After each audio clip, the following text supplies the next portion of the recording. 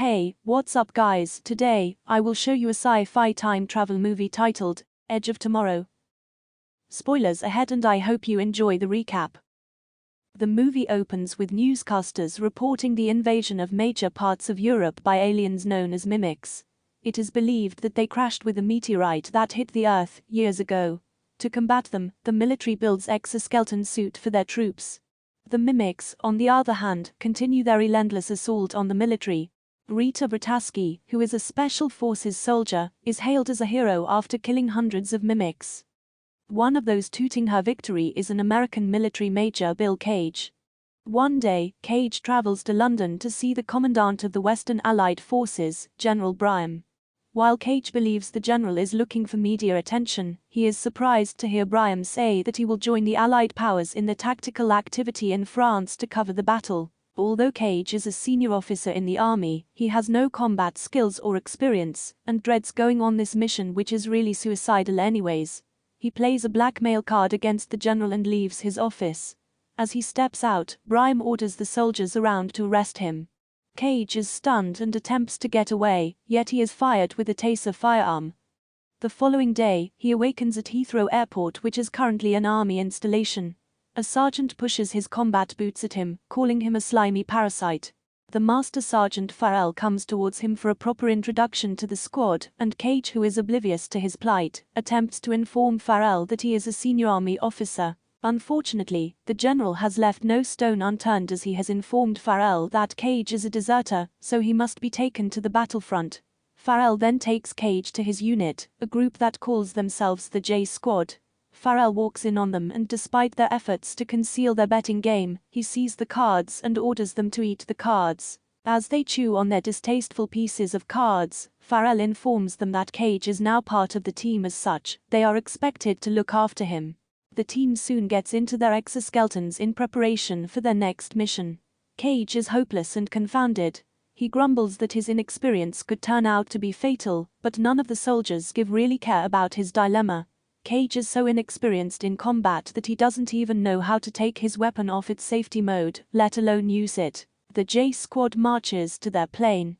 Cage, however, attempts to flee and is restrained on the plane. At the point when they start to move toward where they need to land, they are abruptly hit by their extraterrestrial enemies. The shots split the plane in two. A good number of the soldiers tumble off the plane without parachutes. Cage holds onto the plane for as long as he can before jumping off finally, when he realizes that the plane cannot be saved. He lands near a beach, and his lack of experience is obvious. He runs around without any clue how to handle their enemies. His fellow soldiers are also hacked down by the brutal aliens. When he tries to use his gun, he is delayed by the language settings and becomes stranded. He turns around and sees Rita boldly battling and obliterating the mimics. Sadly, a blast goes off that takes her life. Cage finally gets his gun to work and takes out a mimic. A bigger one shows up and Cage tries to shoot it, but is out of ammo. He grabs the mine beside him while the mimic charges.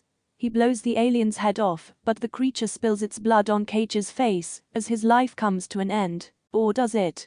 Because Cage soon wakes up again on luggage where he was earlier. He is shocked as the day plays out without any difference up until battle. This time, however, he saves Rita from the blast that took her life in the previous encounter, but ends up fatally injured. While Rita is grateful to Cage for saving her life, his arms and exoskeleton batteries must not go to waste, so she takes them and pretty much allows him to meet his end. In his injured state, the mimics come for him and obviously finish him off. He awakens again on the gear packs, and the day starts to replay once again. This time he attempts to inform Farrell what he knows concerning the military operations, however nobody bothers to listen to him given his inexperience. When he persists, they are left with no option but to duct tape him on the plane. Again, he meets his end and returns to the military base. In one of the time experiences, he saves Rita, and she now realizes that he is caught in a time loop. She advises him to search for her whenever he awakens. Soon after that, they are both bombarded. This time when he wakes up, he remains calm and finds a way to escape from the base. During a drill, he slips underneath a car. Thankfully he is not crushed like the previous times and tracks down Rita. Here he tells her what has been going on. Interestingly, she believes him. She lets Cage know that she was also caught in a time loop like him some time ago. However, she lost the ability to return from death a while ago. It is revealed that when he blew up the mimic in his first encounter, the blood of the alien that got onto him gave him similar abilities to the alpha creature, one of which is to reset time. Cage is taken by Rita to see Carter, an intelligent military researcher. He does his best to explain how the mimics carry out their operations. The alphas have the ability to reset time, and so they are always at an advantage against their enemies. He then informs them about a very powerful but hidden mimic known as the Omega, a female alien that controls the operations of the male mimics. With the device he has created, he is confident that the Omega can be located and destroyed if this device is planted on the body of an alpha. Since Cage has the abilities of the mimics, he is in the best position to figure out how to overcome these unwanted visitors. Rita chooses to prepare him to battle the creatures. However, this doesn't go so well initially as Cage ends up with multiple fractures, and Rita wastes no time in shooting him on different occasions so he can restart the preparation. She also advises him to be sure to die properly on each occasion so he doesn't get a blood transfusion, as this takes away his ability to reset the time and remain in the loop. Good thing Rita is not a psychiatrist. As his preparation continues, he is able to share a connection with the creature and also begins to have visions that point to the possible location of the dreaded Omega.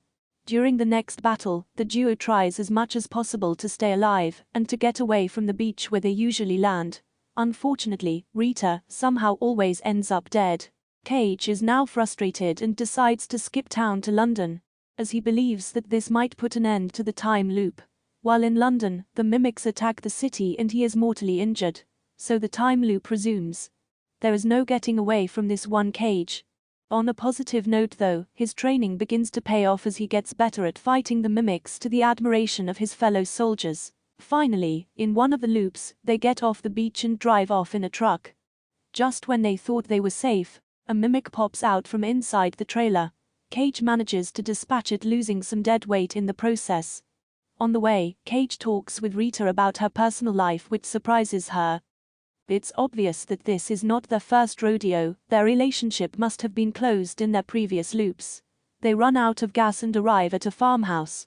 Cage runs out of battery and leaves his exoskeleton behind. The duo comes across a helicopter, and when Rita attempts to fly it, she finds the keys are nowhere to be found. It turns out that Cage has hidden the key because he knows that she would be attacked by the mimics if she tries to fly the chopper. When he explains this to her, she is upset with him and insists on flying. Again, the mimics come for them, and without a functional exoskeleton suit, they are both defeated. This time when Cage awakens, he chooses to go alone to the area in Germany that he had seen in his vision. He is certain that the female mimic is there. He figures out how to get there, but again, the mimics come for him. The bizarre thing is, they do not seem keen on taking his life outrightly. Instead, they seem to be interested in making him lose much blood. Cage realizes that they want him to get a blood transfusion and break the time loop, so he decides to heed Rita's advice and drowns himself instead. This time Cage returns with better knowledge about the operations of the mimics. He tells Carter and Rita that the visions about the Omega are false and manipulated by the aliens. The only way to find the Omega would be to use Carter's device. However, there is a problem with that. It turns out that Brian has confiscated some vital components of the device. Rita and Cage sneak into the Ministry of Defense, where Cage convinces Brian to give him Carter's prototype device that can locate the Omega. As they drive away, Cage stabs himself in the leg with the device and merges his mind with the mimics. This time he sees the exact location of the Omega. Unfortunately, a soldier in an exoskeleton rams into the car. Cage wakes up in a hospital and discovers to his disappointment that he is being transfused with blood. This means that his ability to remain in the loop is broken, and he won't return if the mimics attack him this time around. Rita comes around and after explaining to her that his ability is gone, they both escape from the hospital. Cage goes to the J Squad, who now respects him, and gets them to join him on the quest to eliminate the Omega. As the team flies, they are attacked by the mimics, who must now be aware that Cage is after the Omega. Most of their teammates are lost in this assault, and the rest are soundly defeated afterward. Rita and Cage survive, and he decides to swim toward the Omega to eliminate her. The Alphas ferociously pursue him, and Rita allows herself to be attacked to buy him some time. After finishing Rita off, the Alpha continues to pursue Cage and stabs him with its spike. However, Cage drops an entire grenade belt into the Omega, blowing it to bits.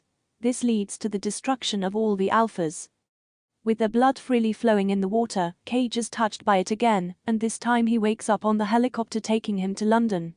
On the news, it is revealed that the mimics have been successfully eliminated following mysterious bomb blasts in the city. Cage goes to the barracks and finds the J Squad all alive and well. The movie ends with Cage walking into Vrataski's squad and finds Rita training. As he walks towards her, Rita greets him with same coldness just as previous loops. Cage could say nothing but smile as he's overwhelmed with happiness. Thanks for watching. If you want to see more videos like this, please subscribe. Turn on the bell notifications so you don't miss any of our new videos.